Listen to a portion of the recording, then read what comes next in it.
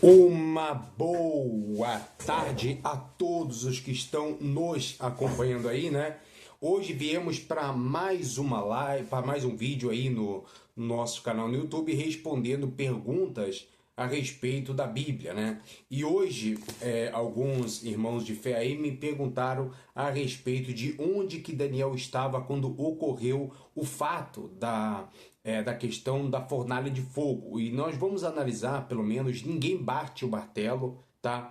Referente a isso, até porque não tem como, né? Nós dizemos exatamente o que aconteceu, porque a Bíblia não demonstra clareza a respeito deste assunto. Então, fica um pouco complicado. Porém, alguns vão dizer, tem mais ou menos três interpretações aqui, e nós vamos analisar. Por exemplo, Daniel, capítulo 2, verso 49.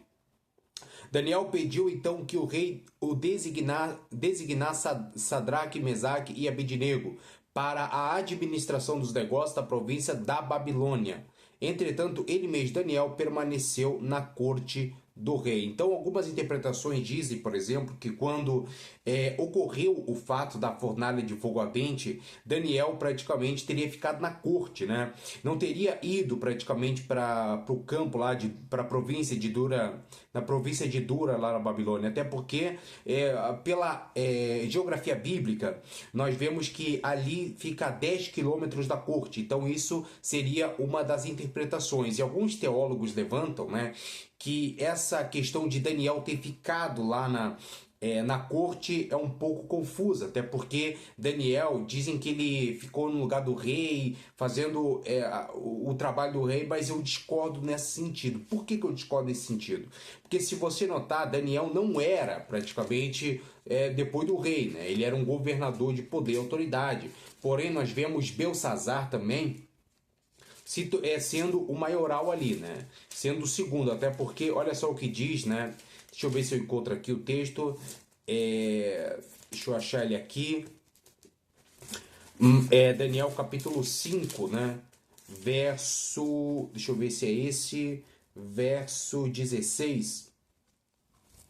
Deixa eu ver se é esse. 14, 15, 16. Aí o rei fala: ouvi, porém, dizer que tu és capaz de dar interpretações e de desfazer e de desfazer os desfazer a nós.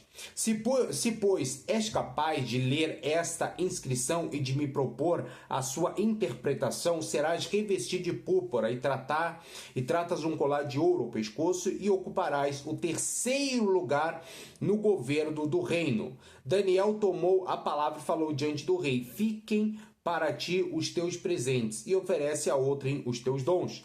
Quanto a mim, lerei essa inscrição para o rei dar-lhe a sua interpretação. Então houve essa escrita lá e ninguém conseguia interpretar, né? Então, no caso, quando o Daniel interpreta praticamente a escrita, você nota que o próprio Nabucodonosor, ele diz que colocaria ele como terceiro, ou seja, Belsazar praticamente estaria acima de Daniel, então teria que ser Belsazar, né?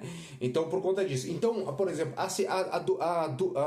a Dura ali, no caso, que era a província de Babilônia, fica a 10 quilômetros da corte, muitos falaram que ele ficou, então essa interpretação fica complicada, né? E alguns outros, né, teólogos afirmam também que, na verdade, o que aconteceu com Daniel foi que ele estava lá e ele se curvou, né, perante a imagem. É o que falo, eu discordo totalmente, porque todos os episódios de Daniel, todos é falado, né, que ele se negou, né, a negar a Deus e tal.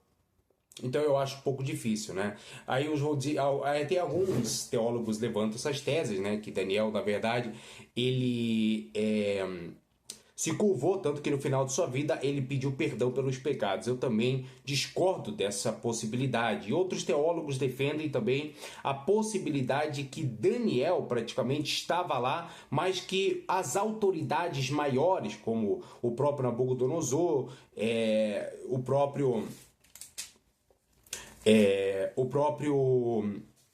as próprias autoridades da época não se curvavam, né? Mas eu acho um pouco difícil dessa interpretação.